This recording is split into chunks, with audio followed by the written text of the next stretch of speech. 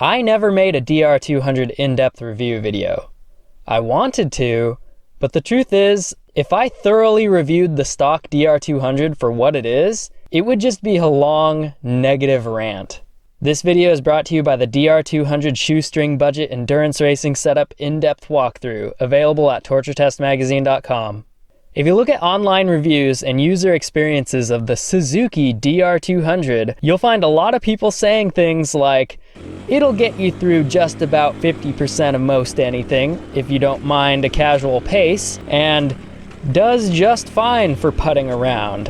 Which, if you know how to read internet motorcyclist speak, really translates to, this thing blows in most ways, and it has just the bare minimum level of performance to move you from place to place, and while it does that, it's going to beat you to a pulp, and it's kinda gonna suck, so good luck.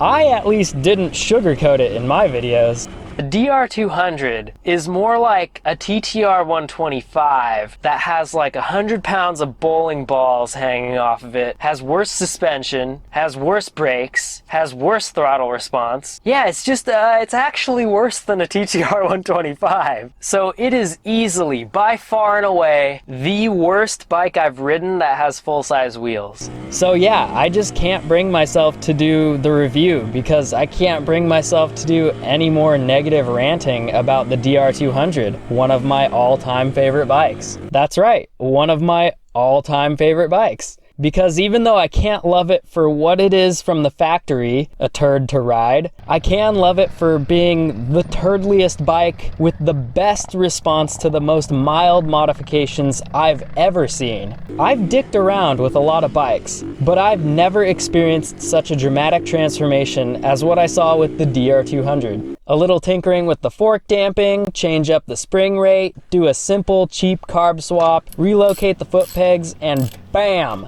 That DR200 is ready to go really fast.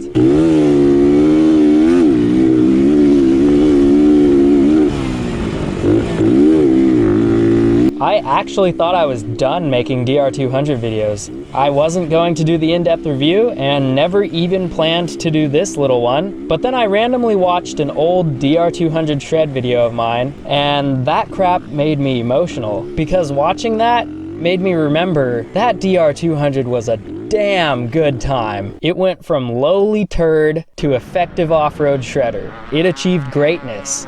It was featured in Dirt Bike magazine. Just a little $800 DR200 with a few more hundred put into it to transform it into the killer that it became. I don't own that bike anymore, but someday I'm gonna be in a position where I'll have room to have the bikes that I want to have, and when I'm there, oh, you bet there's gonna be another DR200 project. And I'm sure it'll end up just being another budget build, no matter where I'm at financially, just because that's what I like to do, and that's pretty much the best thing you can do with the DR200. So that's why I haven't made the DR200 in-depth review, because what I would say about the DR200, it wouldn't be all that great. But what I can add to the discussion of the DR200 is this. It might be a turd, and yeah, it is one of the turdliest turds, but it's such a good project platform that it just might turn out to be one of the many highlights of your life.